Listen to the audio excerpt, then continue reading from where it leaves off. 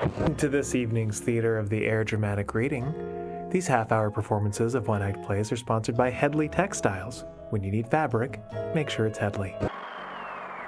Tonight's performance is from a local Camina playwright and is called A History of Almond Trees. It begins. Roman and Janice are sitting on a bench. Janice taps Roman on the shoulder. What? What are you in for? What was that? I asked, what are you in for? Immortality. That's the sentence. What's the crime? What do you mean? How did you get here? Well, when a mother and a father love each other very much. Okay, I understand. If you don't want to talk, then you don't want to talk. I'm pretty excited, though. This is my first time. I think. It's difficult to remember. I mean, things that I thought were important seem impartial, impractical, inconsequential. And matters, things that I didn't care much about, are now of vital importance. Yeah, I'm on the road. I'm a little tired, so I'm just resting my feet, but I'm on the road. A window pane poet. Yeah. I still have to decide what I want to be. Is that how it works? So I've heard. I'm thinking about an almond tree or a raccoon. Perhaps an almond tree if I'm remembered, and a raccoon if I'm not. What did you do? Agriculture? You'll be remembered. Perhaps. History is restless of aggressive men. I have my own order of events. You're not concerned with posterity? No, I suppose you wouldn't be.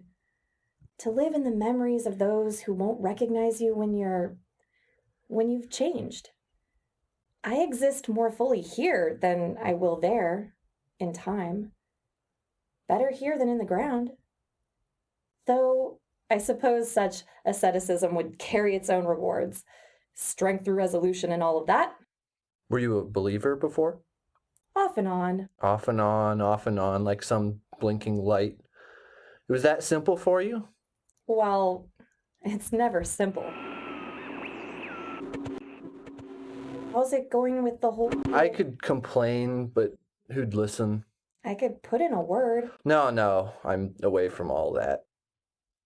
It's difficult to separate the sickness from the death, and it's harder to distinguish between the followers and the followed.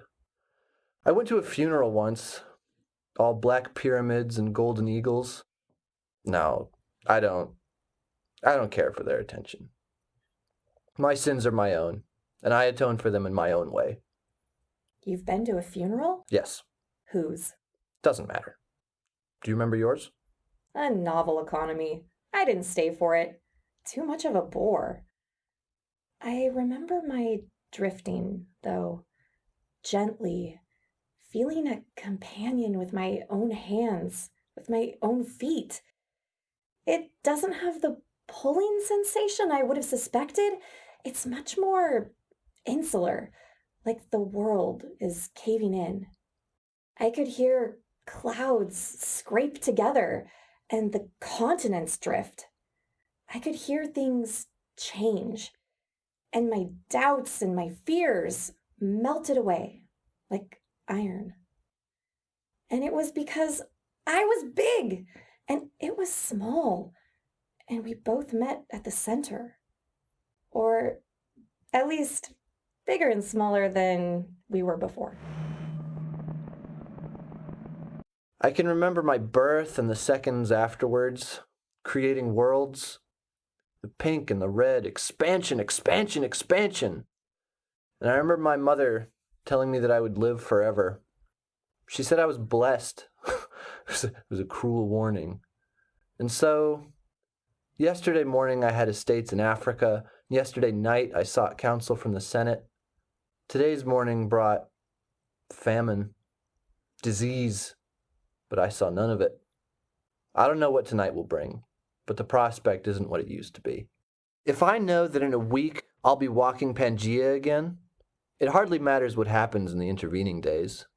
The moments change and fold themselves into decent clothes and get tucked away in a drawer somewhere or a cabinet. But my life doesn't have that. Things build on one another, things depend on one another, but my life, it's just shapeless. I mean, when you read about people in books, they have a purpose that you can draw on, that you can pick up and touch with your hands.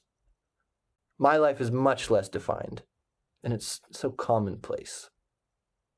I mean, I was destined for great things, but it's so commonplace well, it's barely worth noting. I told my slaves to build barns, and they built castles.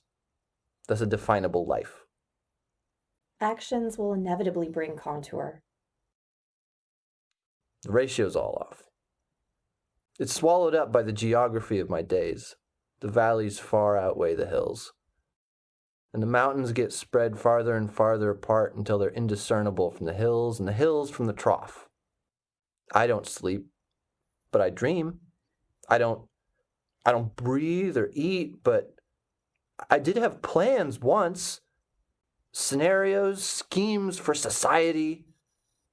You should be less concerned with the math of it, I think. But that's all I have. My architecture remains unaltered, and things are no longer wholly new to me. The dangerous experiences of youth, it turns out, weren't so dangerous.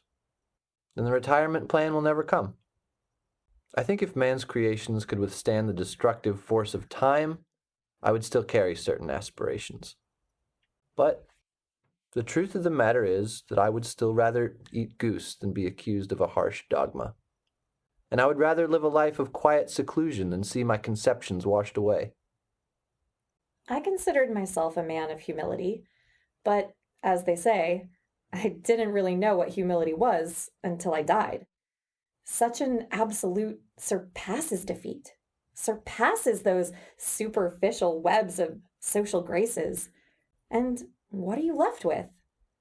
The people you met, the actions you took, the maze and muddle of experiences that will never be ruined by time. Not if energy's transferable anyway. And it is. And how do you now cope with inanition? What do you mean? I'm going to be an almond tree. You've decided then? Yes, I think. A raccoon would be fun, but I don't know. I'm on the road. I'm on the path. I'm in the shadow of Fortuna. Balance, not for me, no. Such vanity would surely be punished, but balance for you. And your hills, for the atoms, and for everything, really. For everything. I kept a frog in a cage. He came back as a busboy and stabbed me in the leg. He remembered, you see. Why deny the frog his balance? Or me my almond tree? Or you your dreams? Did you come up with that? No, but I steal from the town tub. My patience has been satisfied. I can distinguish the profile of my death. I can see the horizon. In life, I wrote down my dreams, conferring with philosophers and physicians about their meaning. Their philosophies I found corrupt, and their foolish medicines killed me. But I cannot find the strength to carry anger. They meant well. After a while, I ceased to argue with them, and I entered death with no regrets. I envy your peace. Well, it's easy for me now. I get to go pick what I want to be. Undecided again?